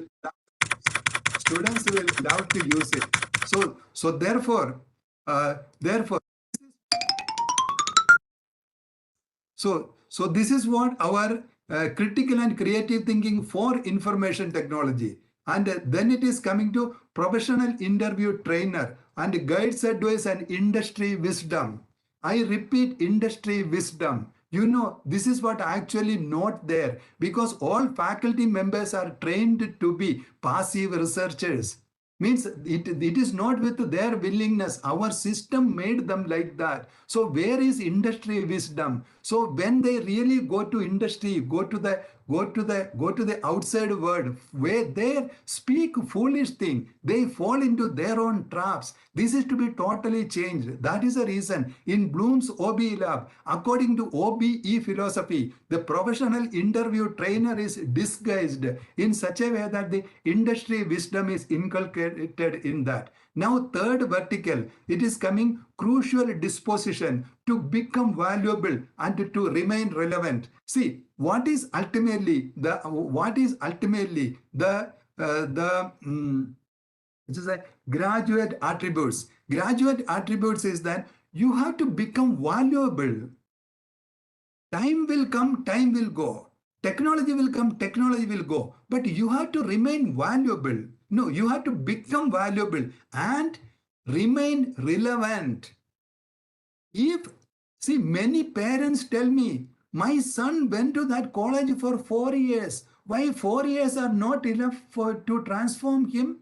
If they cannot transform him in 4 years, why are they taking salary? This is what the question the parents ask. This is what the question they ask. What is the answer for that? This is what actually we need. Something like Bloom's OB lab, it has to run parallelly. It has got a dashboard, it has got to see the thing so that everyone has got a clear picture. And here you will see one particular button called placement passport. It is something like a credit system, like a savings bank account. From the first year itself, Bloom's OB lab has got more than 100 modules. Once they complete module, they can upload it to the server so that in their placement passport, it will get entered. Yeah, they completed this. So when they reach the 6th semester or 7th semester, when it is a time for placement, even you can see this and tell that unless you make this many things in the placement passport, we are not going to put you for placement. The reason is we don't want to spoil our institution's image by you going and speaking something to them. Therefore, and the second thing is that for an institution, always show the record to a future employer by saying that this student is serious, this student is inclined. So when you are showing like this, the entire atmosphere, entire thing, it will become purposeful education. That is what the purpose of Bloom's OB lab. It is a purposeful education. Every student will have something to do, and they are going to see that without anybody seeing. Bloom's OB lab itself will tell your student, these are all the things your drawback. Unless you do these things, just you can ask them, if you are the interviewer, will you select you? If you are the interviewer, will you select you? That one question is enough. They are all going to be doing something else. They are going to become very serious with the things. Now, here the first thing is enhancing learnability. You know what? Enhancing learnability. In the first week itself, a student should get pride. A student should get pride in what they are studying. For example, if a student is mechanical engineer joining chemical engineering, in the first week itself, we have to convince and we have to make pride in them that you are studying something great. You are entering into a different line of fraternity and you are going to join the league of these type of people and these type of people, and in your field these companies, in this field these are all the ways this particular domain contributed to this. Therefore, what happened here is that we have got why IT is interesting and inspiring. Means there is a particular thing. If it is a chemical engineering, if it is a marketing management, first thing is that we teach them how it is interesting and inspiring. This is what every teacher. Let them fight by saying that chemical engineering is better, that is better. Okay, let them take pride in that. Second, that is what I have shown you the second one. Second one, Bloom's taxonomy for generative AI era. First thing is that the learning starts by affective receive, because when that student has got total value and conviction that I am into right thing, this field has got a value, then they will get a confidence that by studying this I am going to gain something. When we are building such a confidence to them, that is one of the purpose of Bloom's OBE lab. We in the beginning itself, we convince them you are in the right hands, you are in the right field, so that if you put effort into this effort will be given back in 1,000 times. This now learning science and technology, science and engineering principles from human body. Okay, before that, how to learn information technology. There is another interactive thing. Whoever you are, how to learn information technology, how to learn chemical engineering, how to learn mechanical engineering, based on whichever branch of Bloom's OBE lab, you will get to that one. Now another important thing, learning science and engineering from engineering principles from human body. We do not understand. We are owning the most complex machine and scientific lab in the world. That is our human body. Anything and everything happened in engineering, science and psychology. Everything happened from him. From here. You know what? Microsoft operating system is a replication of our brain and our nervous system. You take many of the things. I am a mechanical engineer and I am a product designer. Many of the times various joints we use all are part of human body orthopedics. Therefore, if we can show like that, that is what very uniquely in Bloom's OBE lab, it is very clearly written separate, how to learn your domain from your human body. Then common sense principles from science and engineering. Common sense principle. You know what? There are many common sense things which are uncommon. These are all the things. We have got a special program for this. Even institutions can customize this. This is what for the first year. This is what for the third semester. This is what for the fourth semester, because it has got more than 90 modules. 90 modules in this. This is spread over 7 semesters. Even this can be used as short courses and give it to that, so that total culture of the institution is going to get changed. Total mentality of your students, their positive attitude, everything's are going to get changed. Now think misconception about science and engineering. Learning science and engineering from things around you. You know what? This is one of the important things. It is not necessary to go for great industrial visit. It is not necessary to travel. Almost everything we have to learn if we have an eye to notice. If we have an eye to notice, it is there around us. Now one thing, when I go for morning walk, I see one old motorcycle lying there. You know what? If you can lift that motorcycle and bring here and start dismantling, that itself is a very different thing. There are many things. You read a newspaper. Therefore, this particular thing is learning science and engineering from things around you.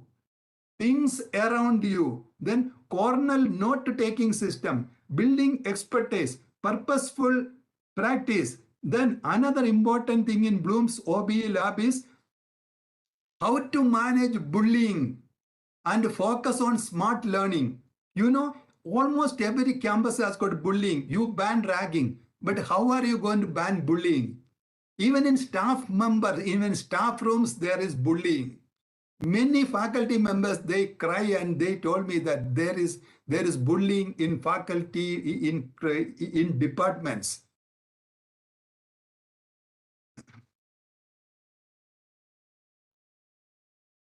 There is a question that whether Bloom's OBE lab can be taken. I think it is possible. My request is please contact IPSR solution. There will be a solution for that. Okay. Now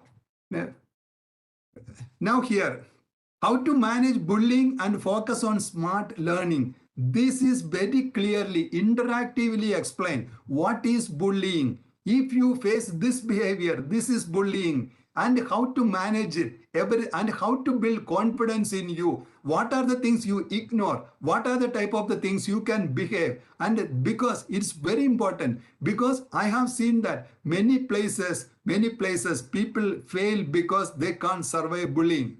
Now I am going back here. Boosting employability. In this boosting employability, there are another level of things. Personalized suggestion for higher education and career guidance. This is what one of the prime requirement of OBE, outcome-based education. This is a fight because you have seen that exit outcome should be based on student placement and future means employability. Then for wisdom for employability, questions and insight, situational judgment test, assertion and reason test, various tests there. Going back, startup and entrepreneurship. This is a very important thing. You know what? Most institutions, I am feeling ashamed of them. What they teach in startup training, you know what? How to form companies, how to get funding.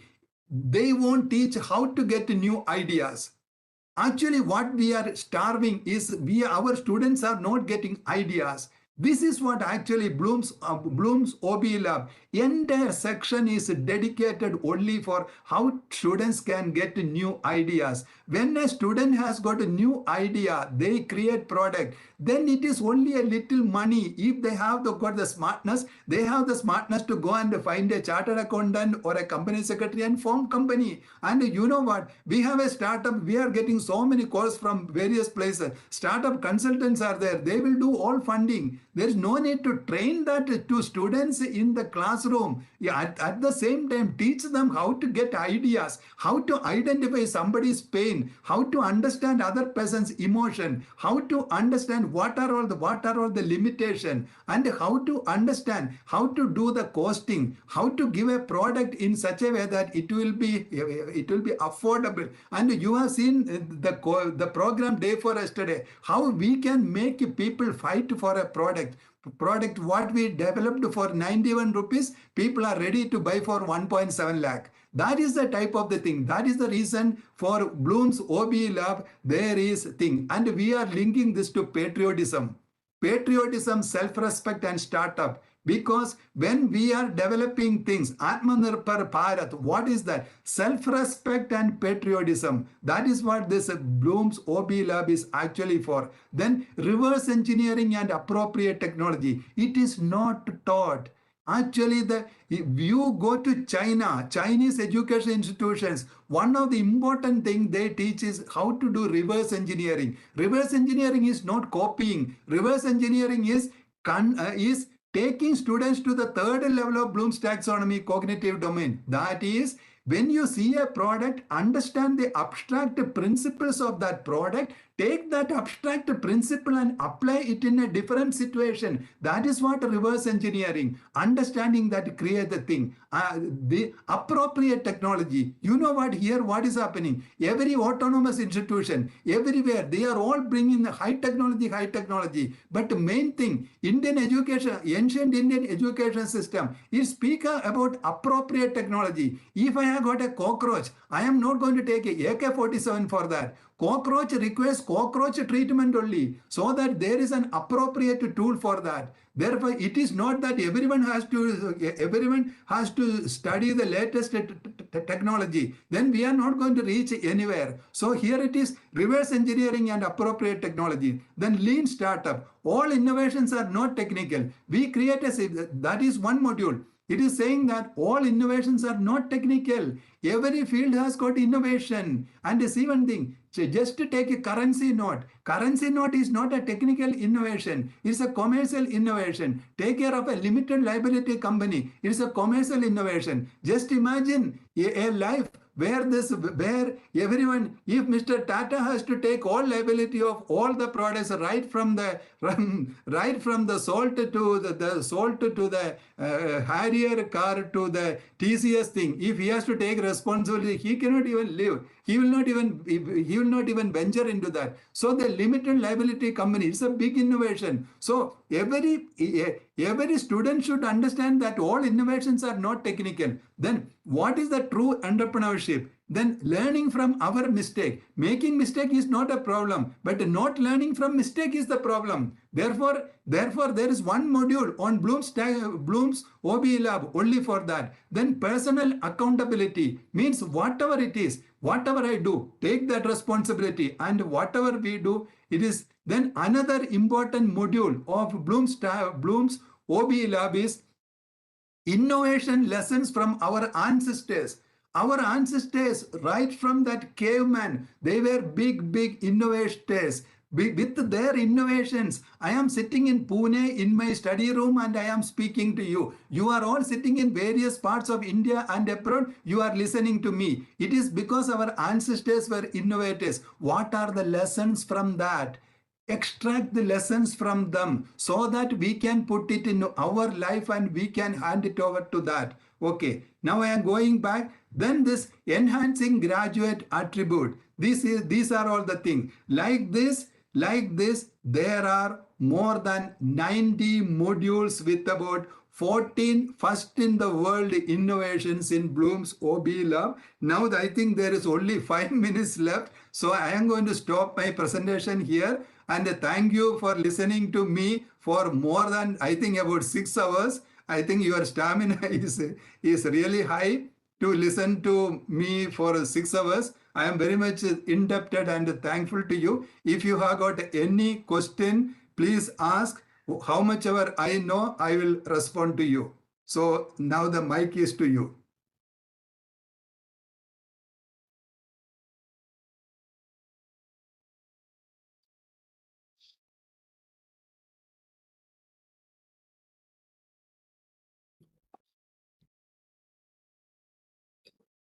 Thank you, Suresh sir. Thank you for that wonderful presentation. Thank you, Sijan sir. If anyone has got any questions, we'll yeah, you can put it in. We will answer.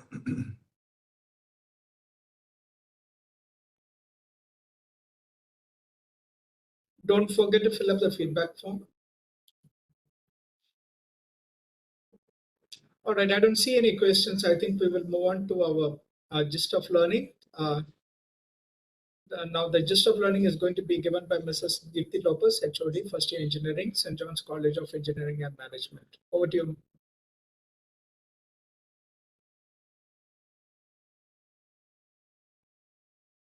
Am I audible, sir? Yeah. Yes.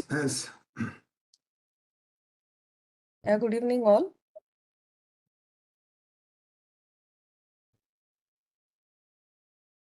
So all the faculty members and my colleagues, we have just concluded a very engaging session titled Generating a Generation to Challenge Generative AI, delivered by Dr. Suresh Namboothiri. I'll just cover a few key points of today's session. So Dr. Namboothiri started with the relatable everyday examples of how ChatGPT-like AI tools are being used currently by students, teachers, and researchers.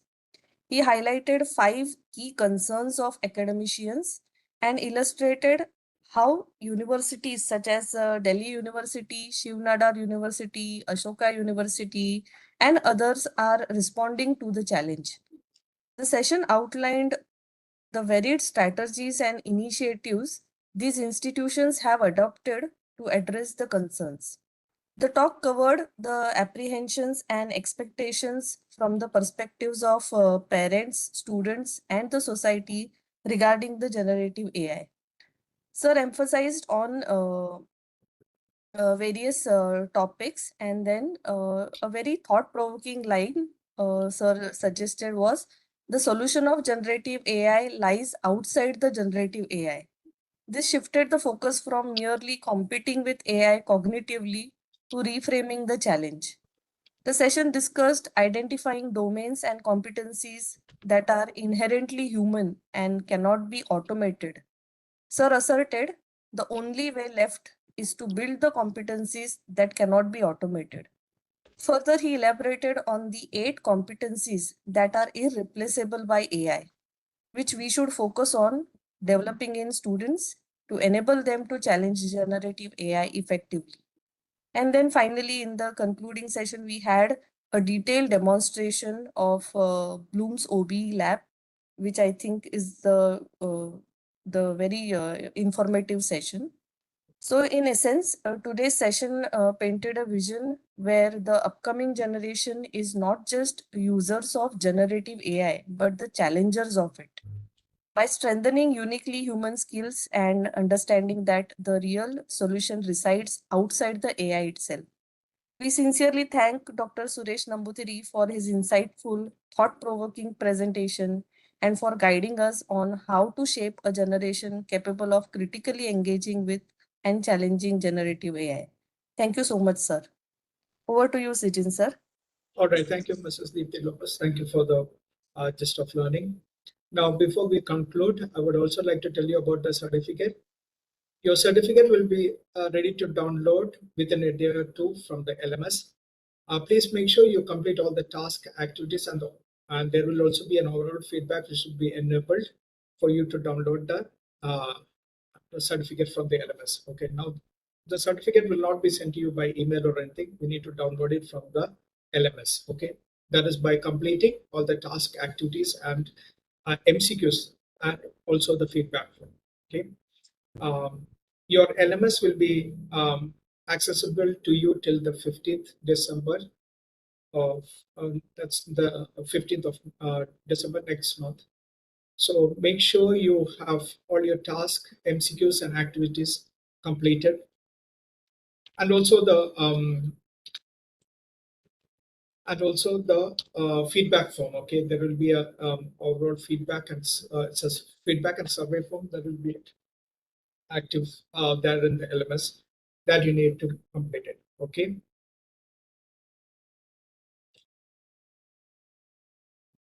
Yeah, I think with that, I will also move on to the word of thanks.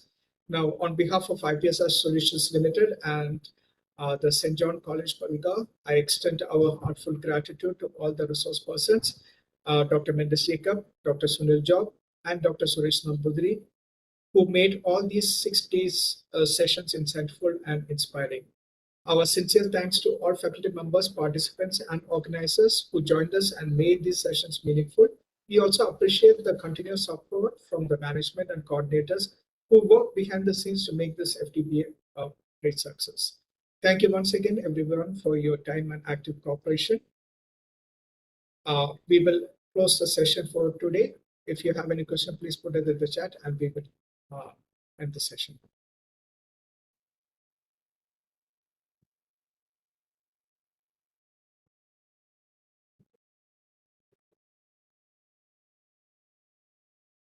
I will also put contact details for anyone who wants to know anything about the LMS.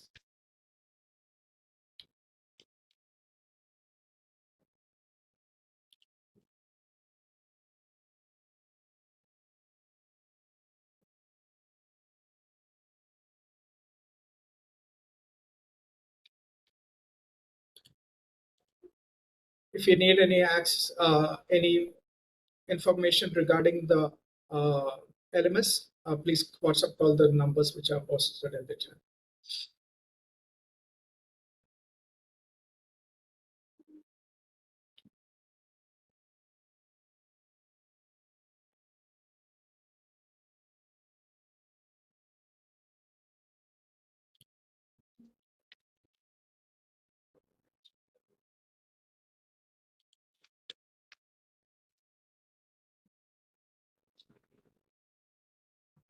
Once the certificate is ready in the LMS, we will also inform you through the WhatsApp chat, WhatsApp group. So you can also check that. And you will also, once you're doing the, once you're accessing the LMS, you will see it enabled there. Okay, so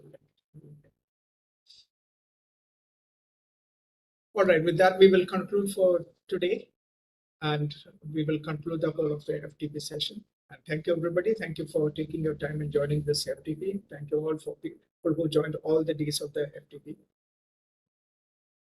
Thank you once again, and have a wonderful evening.